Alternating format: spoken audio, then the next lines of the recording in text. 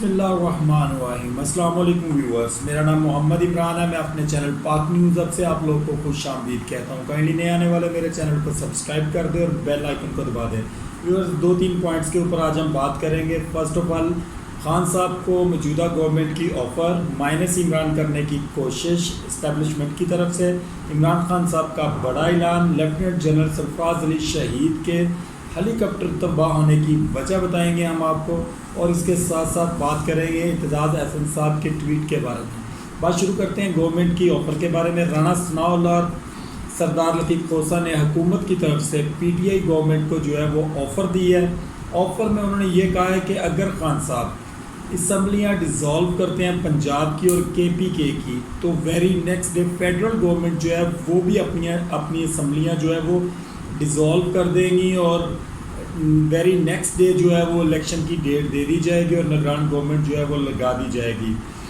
کیا کہ عمران خان جو ہے وہ ان کے اس پرومس کے اوپر، دو بندوں کے پرومس کے اوپر بات کرنے کے اوپر اسمبلیاں ڈیزالو کریں گے؟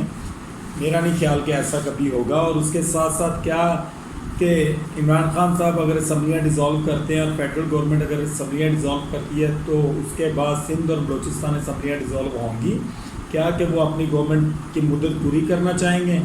اگر یہ دونوں پارٹیز اس بات پہ متفق ہو کے اپنی اسمبلیاں ڈیزالو کر بھی دیتی ہیں، اس کے بعد اگر سندھ گورنمنٹ اپنے جو اس کا سندھ ہے اس کی اسمبلیاں ڈیزالو نہیں کرتا، تو اس کا مطلب ہے وہ گورنمنٹ پوری کرنا چاہیں گے، تو وہ لوگ اب دھاندلی کے ساتھ پی ڈی ایم کو ساتھ ملا کے کبھی بھی سندھ میں پاکستان تحریک انصاف کو جو ہے کبھی بھی آگے نہیں آنے دیں گے۔ وہ ملی بھگت کے ساتھ سیٹیں آپس میں تقسیم کر لیں گے سندھ کی، تاکہ معاملات جو ہے وہ آپس میں ان کے ٹھیک رہیں۔ اور آپ کو یہ اندر کی بات بتاتے جائیں، اسٹیبلشمنٹ نے گورنمنٹ کے ساتھ، موجودہ گورنمنٹ کے ساتھ یہ پرومس کیا ہے کہ اگر اسمبلیاں ڈیزالو ہوتی ہیں اور الیکشن ہوتے ہیں تو ہم آپ لوگوں کی کچھ مدد کر سکتے ہیں، کیونکہ موجودہ وقت میں اسٹیبلشمنٹ کے ساتھ ان کے معاملات پھر بھی کچھ قدرے بہتر ہیں۔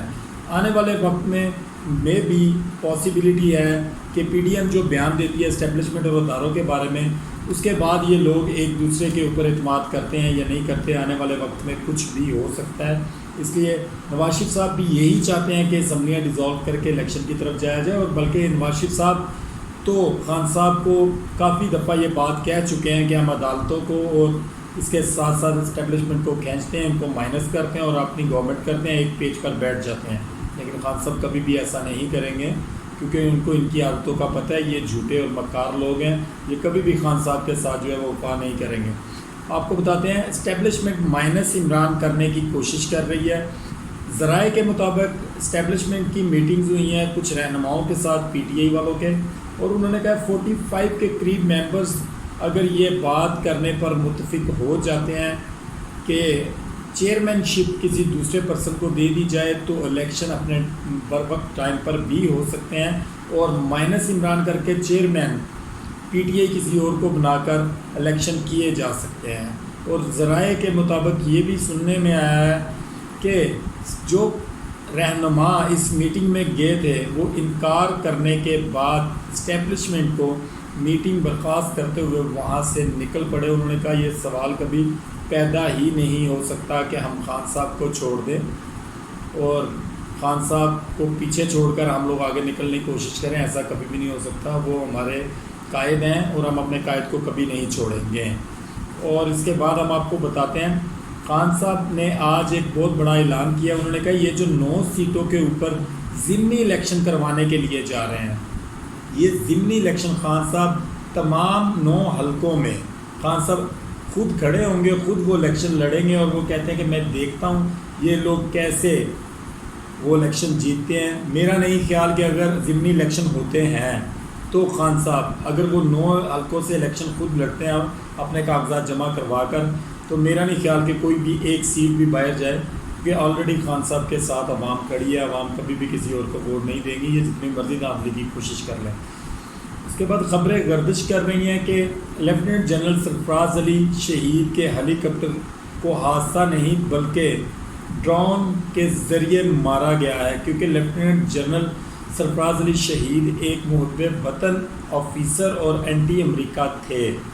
اور خان کے دورہ روس کے بھی حق میں تھے اور اس کے ساتھ ساتھ رجیم چینج پروگرام کا حصہ نہیں تھے. وہ گورنمنٹ جو ہے خان کی تھی اس کو وہ سپورٹ کرتے تھے اور وہ کہتے تھے کہ یہ بندہ ٹھیک ہے، یہ پاکستان کے لیے کچھ نہ کچھ کرے گا. تو اس وجہ سے ان کے ہیلی کاپٹر کو جو ہے وہ ڈرون کے ذریعے اڑایا گیا. آپ کو ایک بات یہاں پہ چھوٹی سی میں یاد دلاتا جاؤں. جس دن ایمن الزواہری صاحب کو مارا گیا ہے امریکہ کے ڈرون حملے میں، تو جو بائیڈن صاحب نے ایک پریس کانفرنس میں یہ بات کی تھی کہ جو بھی امریکہ کے خلاف آواز اٹھائے گا یا آنکھیں اٹھائے گا ہم اس کو زندہ نہیں چھوڑیں گے. دراصل یہ جو ایمن الزواہری صاحب کو مارا گیا ہے، شہید کیا گیا ہے، یہ امریکہ کی ایمن الزواہری صاحب کے اوپر یہ بات نہیں تھی.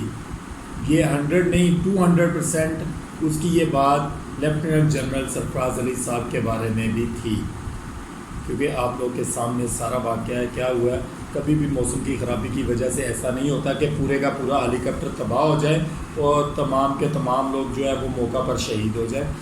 ٹکڑے بتاتے ہیں ہیلی کاپٹر کے، جو اثرات بتاتے ہیں وہ یہی بتاتے ہیں کہ حملے کے ذریعے ان کو جو ہے وہ گرایا گیا ہے اور شہید کیا گیا ہے. ابھی یہاں پہ میں آپ کو بتاتا جاؤں. اعتزاز احسن صاحب نے ایک ٹویٹ کیا اور وہ میں آپ کو لفظ با لفظ بتاؤں گا. وقت آنے پر سب نے اپنے اپنے ٹھکانوں پر بھاگ جانا ہے. کسی نے دبئی، کسی نے لندن، کسی نے امریکہ. جس لیڈر نے نہیں بھاگنا وہ صرف ایک ہی لیڈر ہے اور وہ ہے عمران خان. اس کا جینا مرنا صرف پاکستان ہے. اب آپ یہ دیکھیں کہ اعتزاز احسن صاحب ایک نامور شخصیت ہیں، وہ کسی بھی تعارف کے محتاج نہیں ہیں. ایسا نہیں ہے کہ میں آپ کو تعارف کرواؤں گا تو آپ کو ان کا پتہ چلے گا یہ جی اعتزاز احسن صاحب ہیں اور انہوں نے یہ بات کی ہے.